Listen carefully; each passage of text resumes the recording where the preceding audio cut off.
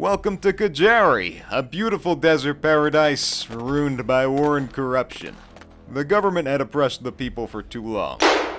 The rich and powerful had taken our nation's resources and sold them to the West for a profit. Worse yet, invaders had seized on our nation's weakness. Russian mercenaries had launched an invasion of our homeland, seizing the northwest of the country after our government refused to work with them. If the government will no longer protect the people, then it's up to the people to protect themselves. A group of us well-meaning citizens have decided we will take matters into our own hands and reclaim our nation. Before we go any further, let me present everyone.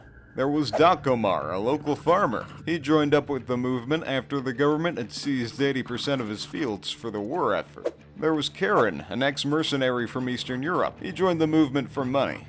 There was Jackal, I don't really know. He just showed up one day and I'm kinda too scared to ask him any questions.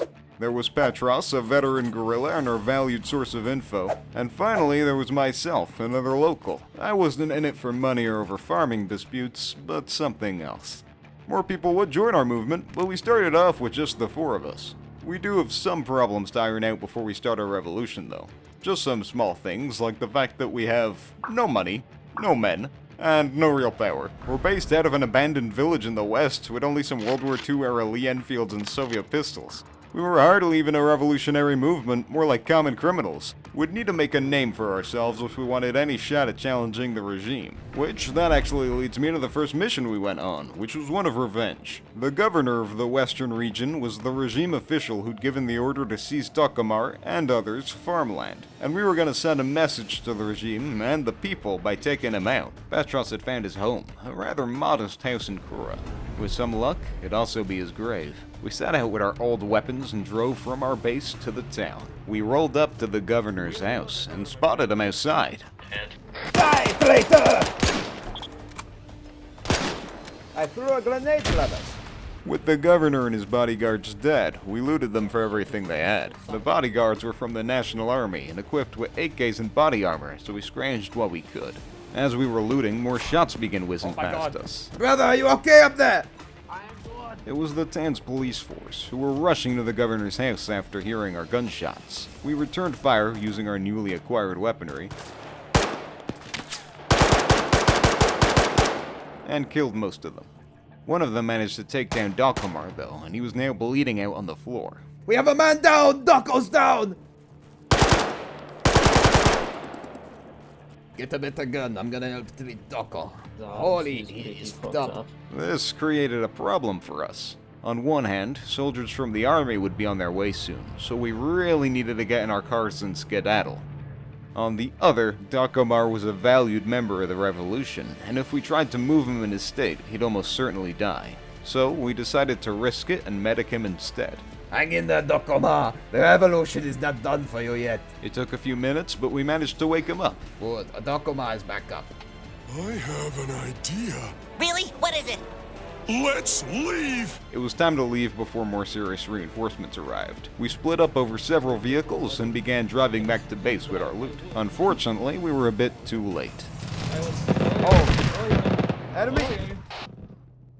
The army had gotten to us before we left. An army ZSU truck had set up on the outskirts of town and blew up the car me and Karen were inside of, as well as Jackal's car. Dakomar luckily managed to escape.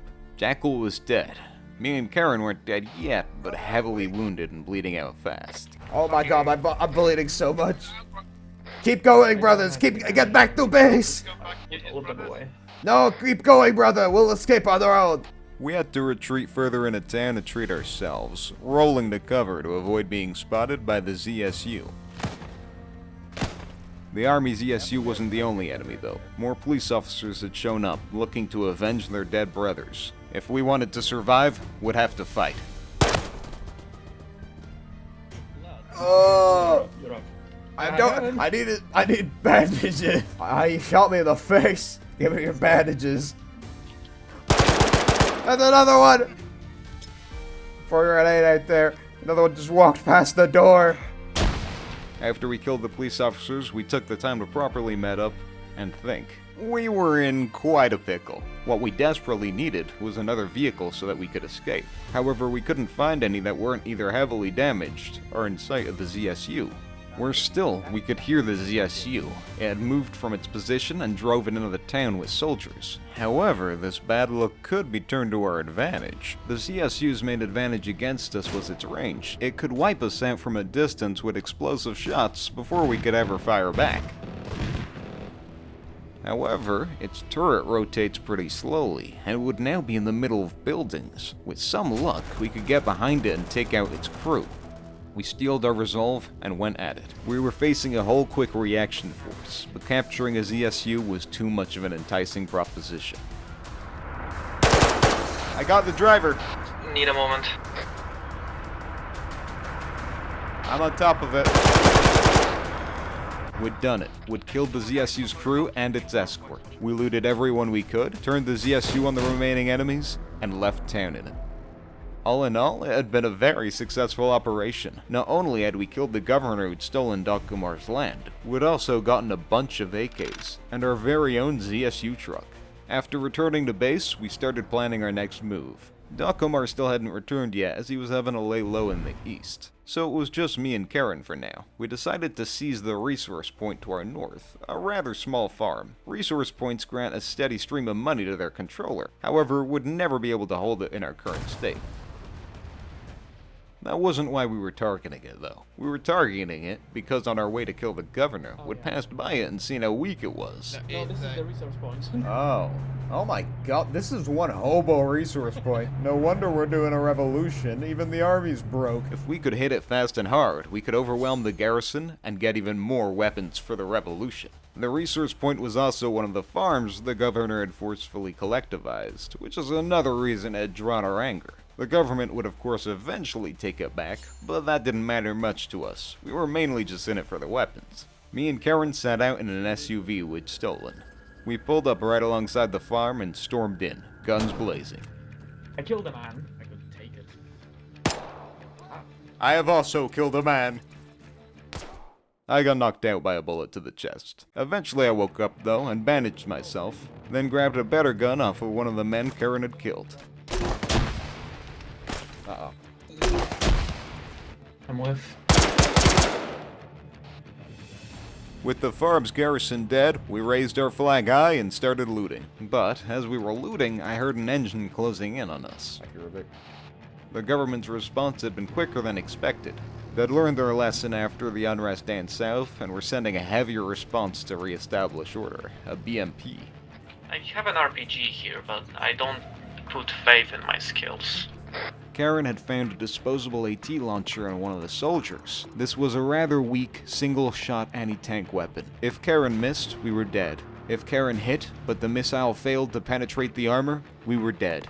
It closed in, and Karen hit it perfectly, disabling the heavy vehicle with one blow. We weren't out of the woods yet, though. The vehicle had dropped off a squad of regime soldiers before closing in on us. I loaded all my guns into the box and only had my pistol on me, though Karen still had his RPD. Together, we wiped out the government's quick reaction force. We then looted everything we could off of the QRF and headed home. The revolution was progressing well. When we got back to camp, Dokumar had managed to return, and he'd brought a new member into our fold, a strange man named Bladeru. Then I'm part of the French International Brigade. We're not in the Congo, but I think This is ex-British colony. What are you doing here? You should be in Algeria. Oh, oui. The French gave me PTSD, so therefore I hate the French and I hate the British even more. Interesting.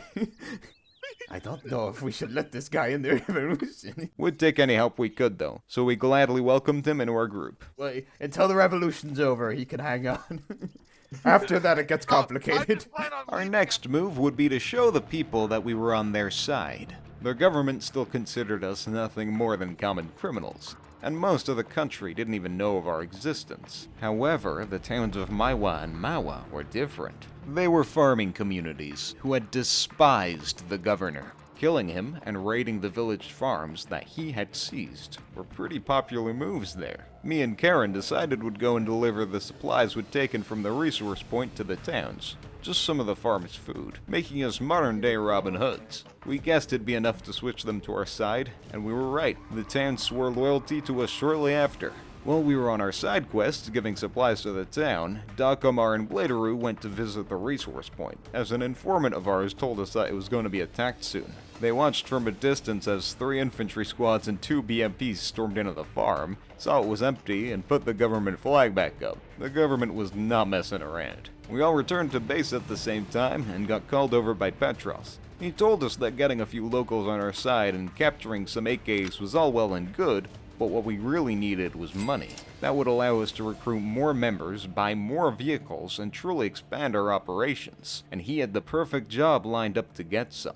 Every month, a shipment of $5,000 was moved from the Azala military airfield to the town of Danashiwa. It was government bribes to the town's mayor, as he was pretty influential in local politics. Today was the day the money was being moved. If we could ambush the convoy it was in, would be $5,000 richer, and be putting a strain on Danashiwa and the government's relationship. The 4 of us set out with Lee Enfields in hand, and an IED.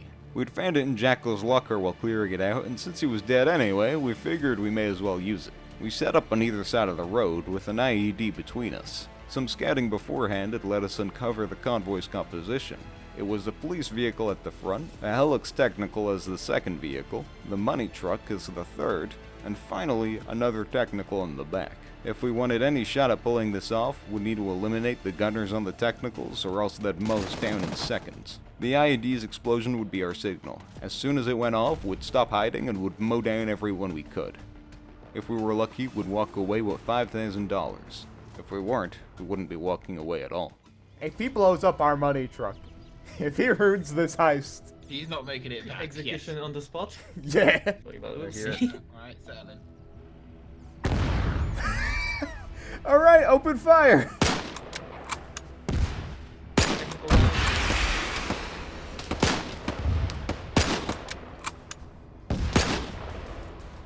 Driver down! Driver down. Good job.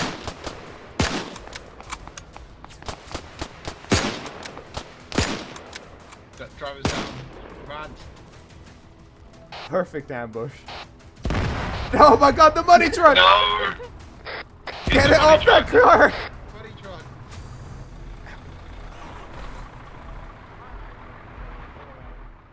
We'd done it. The ambush was a brilliant success. Not only had we stolen $5,000 from the government,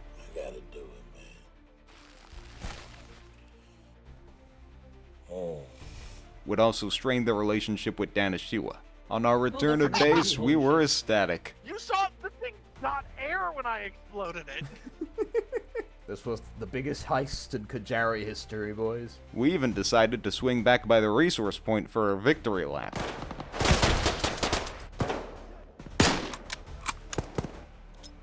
Brother, let's do it.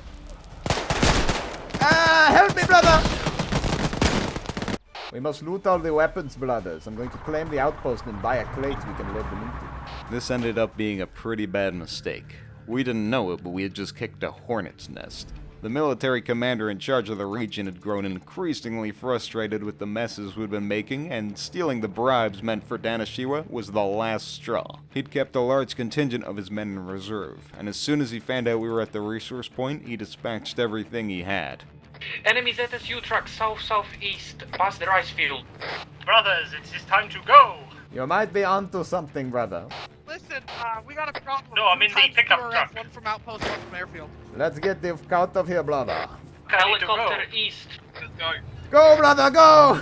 Ah, don't worry, brother. We have plenty of fuel. Me and a new member of the movement, Royal, had escaped the base just in time, but Karen, Dakawar, and Bladeroo were spotted and being strafed by a government helicopter. Ah, what do you mean?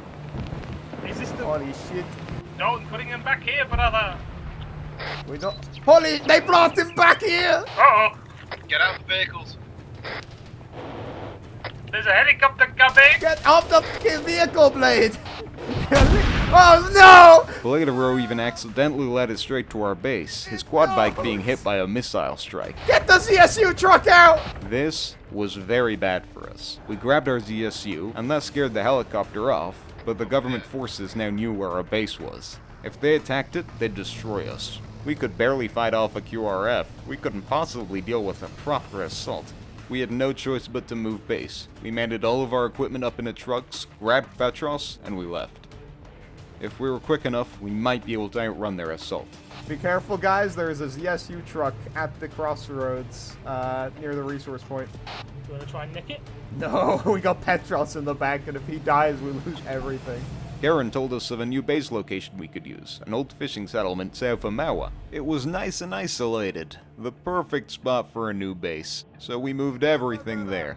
Later, Bladeroo told us how close would cut it. Just after it would have left, a convoy of government vehicles had closed off the road we'd used and stormed towards our old base. If we'd been just a bit slower, we would be dead right now, and the revolution would be nothing more than a dream. Setting up our new base, we made a lot of progress. 2 settlements had sworn loyalty to us, we were thousands of dollars richer, and we were halfway towards getting an AK supply up and running. The revolution had only just begun. A special thank you to my channel members, Twike, Middix, Elzag Beg, Scout Trooper, Ness, and Belmon. You all help make these videos possible, so thank you so much for your support. Otherwise, if you enjoyed the video, please like and subscribe, it helps out a ton. See you guys in the next one.